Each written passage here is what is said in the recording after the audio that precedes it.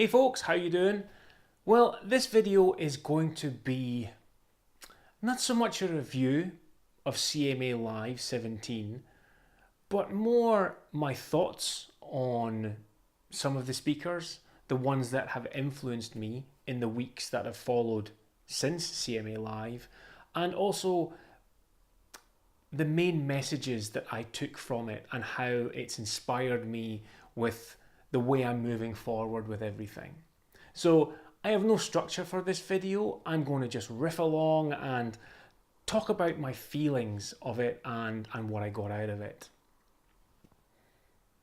My first CMA Live was in 2015. And after I'd attended that, I wrote my very first blog. And it was called How a Conference Changed My Life. Now, pretty big statement, but it was true. It completely changed how I looked at my business and opened my eyes to the full world of what's known as content marketing, which is basically just being helpful to your audience and your customers. You're providing them with high quality content rather than selling at them. So by reading useful content from you, it builds up trust. They know that you're an expert in your field so that when they're ready to buy, they will come to you. That's kind of content marketing in a nutshell, really. 2016, CMA Live again.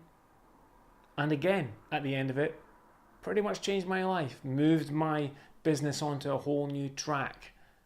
I got into this. I got into doing video. It's pretty much a year to the day that I did my very first video in my office. And I still cringe when I watch it back, but it's one of my most watched videos. It's the 5 types of logo. And it amazes me how much traction that has gotten over the past year. I think it's something like 7,000 or 8,000 views now in that video alone, which is astounding. And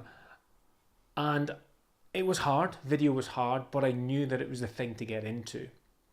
Video is going to be massive. And one of the statements that we heard at CMA Live this year from Chris Ducker was that 90%, by 2020, 90% of the content which is consumed online will be video. That's staggering. And so I'm kind of glad that I've had 12 months to get into this and get used to doing video, because if I had to start now, it wouldn't be too late, because there's a lot of people, a lot of businesses out there who are not using video. So I would still have got to jump on them, but to have a whole 12 months is a nice bit of breathing space, and it's given me time to get used to speaking to the camera, feeling more relaxed with it, and just getting used to the technologies and the things that need to be done. So I suppose inadvertently, that's kind of my first big takeaway from CMA Live 17, is that video is king. And if you're not doing it and you're too frightened to get started, you're going to be in trouble when it comes to people consuming your content in the years ahead. So finger out and get yourself in front of a camera, because you're going to need to get the practice. If you leave it another few years, your competitors are going to be getting in there and you're going to be playing the same level of field as them. Pretty sure you'd rather be way ahead of the game and pushing your content out before they cotton on and have to play catch up with you. Other than video, I went to CMA Live knowing that my brand wasn't quite right. Because I've been changing and getting more focused on who I want to serve, who my ideal customers are, my brand was quite generic. My messaging was very generic. It was quite wide. It was a wide scope of people I was trying to sell to everyone. I was trying to be there for everyone. I'm a helpful person. I want to help everyone. But the downside of that is that I wasn't being very clear on the services that I offered, and I was spending a lot of time fielding inquiries which really weren't right for me or not worth my time, or the client didn't really have a great idea of what it was they wanted. And so I needed to take another look and take a step back and think, right, where do I want to be? Who exactly am I targeting? Now, going to CMA Live, I knew that I wasn't wanting to target startup businesses. For me, if you're a startup, you might have an idea of what you think your brand is, but at the same time, your brand's going to evolve and change over the first couple of years that you're in business as you get used to what your customers want and just the trials that we all go through. It shapes your brand and shapes the way that you want to do business. So I kind of don't want to spend a lot of my time with a startup business creating a brand that's going to change for them 12, 18, 24 months down the road, because I feel I'm wasting their money and I'm wasting my time.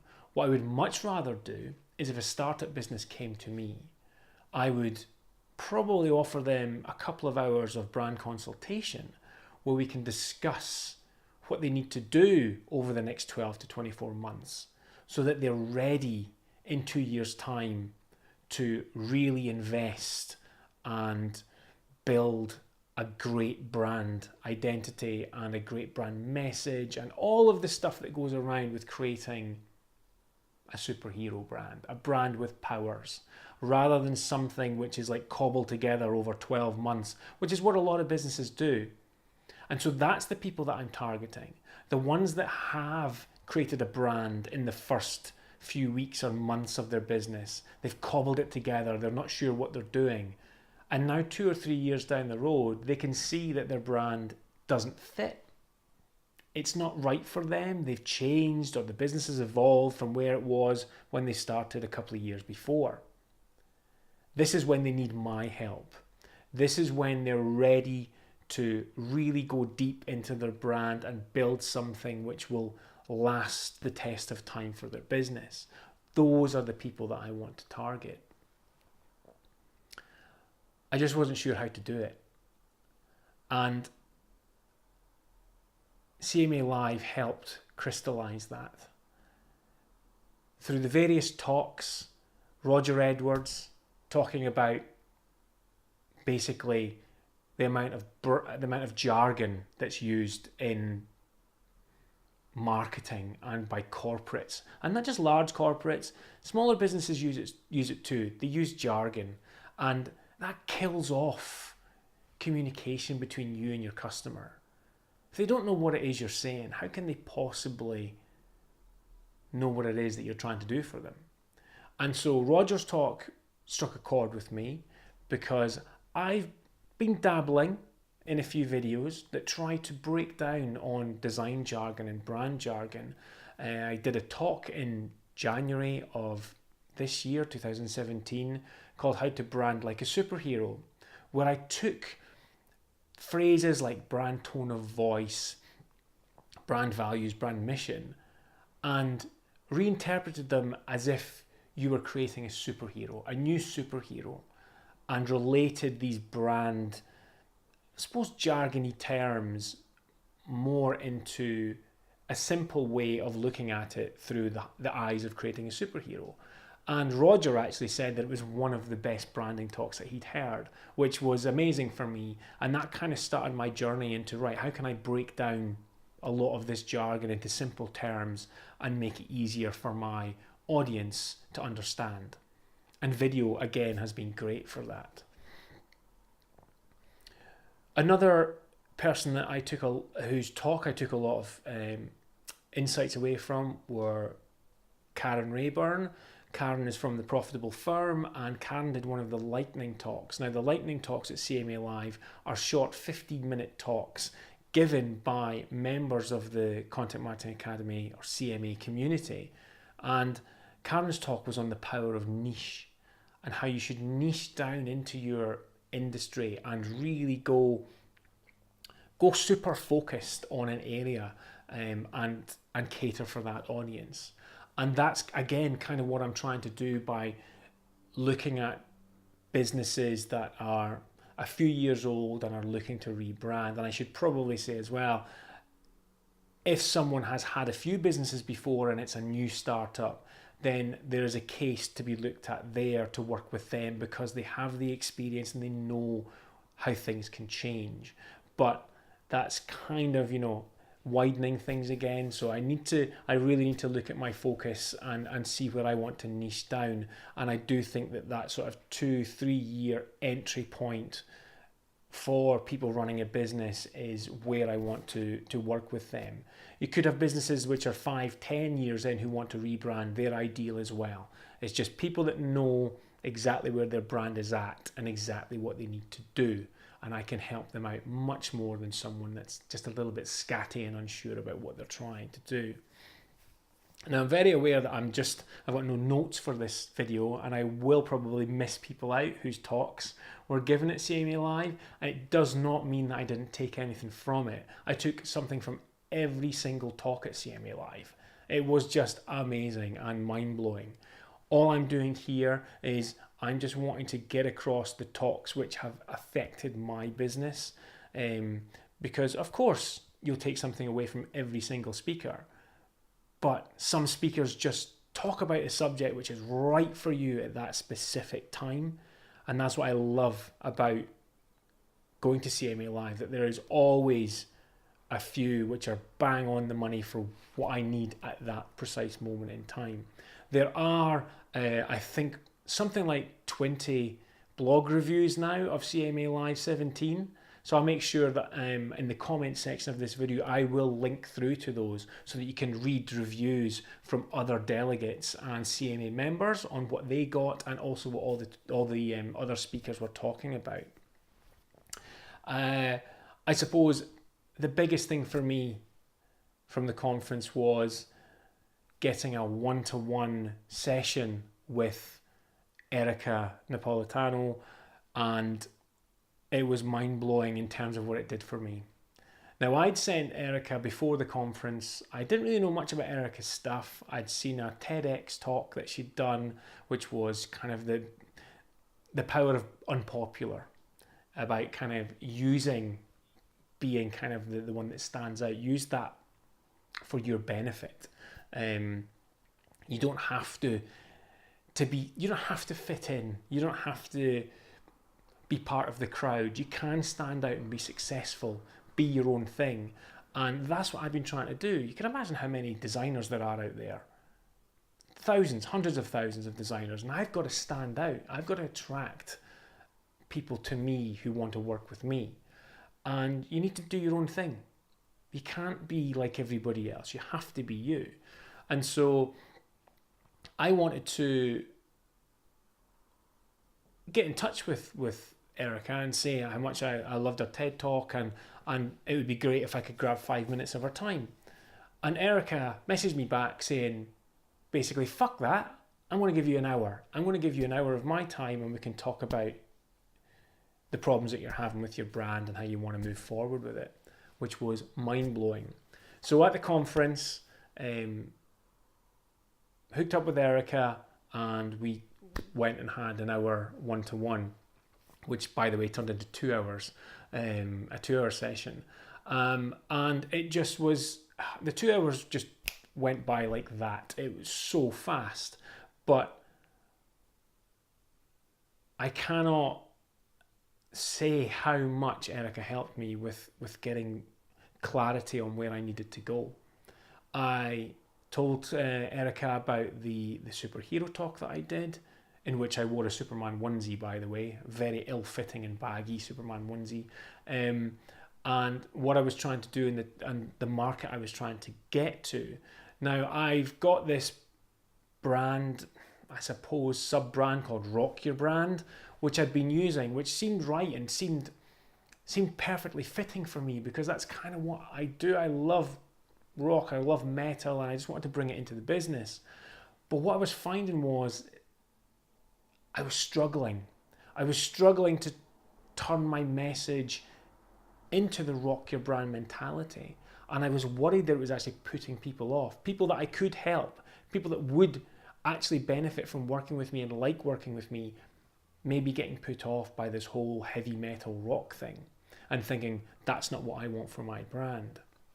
So this is kind of one of the things where I was going into CMA Live worrying about. I knew that I wanted to talk to Erika about it. So we got chatting about that, and Erika kind of did this thing of reading between the lines, and she could kind of tell that I wasn't comfortable in some areas with stuff, and she called me out on it and made me talk about it, which I probably wouldn't have done. I wouldn't have been forthcoming with certain answers, but Erika just kind of made me do it, made me give the right answers. And so after a bit of a chat, we decided, yeah, that the Rock Your Brand thing probably wasn't right to pursue. I will still keep it. I will keep my Facebook group called Rock Your Brand. I'm going to keep that name because I think it works for the group. It may change as I move down the next 12 months, but for now, I'm happy to keep that there. But we did decide that the superhero thing had legs, and that it was probably the way forward for me in terms of pushing out my brand message. I'm a massive comic book geek. Love comics, love superheroes, big Marvel Universe film fan. I've loved comics for probably just nearly 40 years. I am that old. And it's something which is a part of me and I can talk about easily. And so being able to bring that in, being able to use that to get my message out there, it just brought a smile to my face. And speaking to Erika about that and coming up with taglines and strap lines and questions that I could ask and the way I could take things forward, it was like a whole new business I was starting. Same industry, but a whole new business. Still called Pixels Inc., but it was just, I can't get across how amazing it was. I could probably let you know how much it meant to me by letting you know that I had a little cry after we finished the session, because it felt like just doors had opened that had been closed to me, and I was finding it really difficult. And so it was relief, tears of relief, tears of joy that Erika had been able to get me to a point where I could see really clearly where I wanted my brand to go. So it was mind-blowing, absolutely mind-blowing. Mark Schaefer talked about becoming known, talked about his new book, Known, which is fantastic, by the way. If you've not read Known by Mark Schaefer, buy it.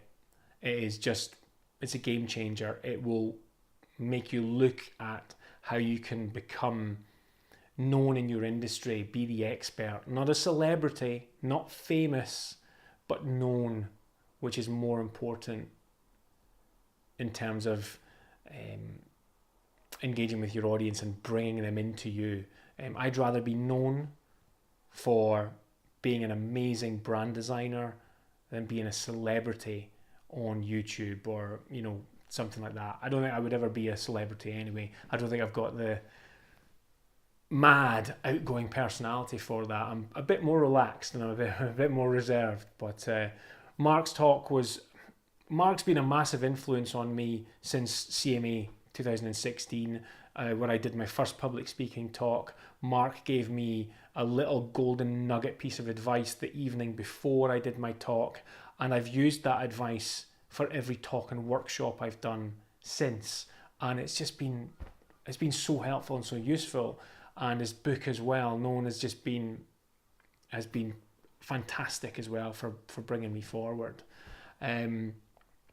Closing keynote of the conference was Marcus Sheridan, the sales lion, and I first met Marcus at CMA 2015, and it was Marcus that caused me to use the statement or make the title of a blog, How a Conference Changed My Life. His model of they ask, you answer game changer. And I think I've said game changer quite a few times in this video, but that's what CMA Live does. It's game changing. Every bloody year, it changes the game.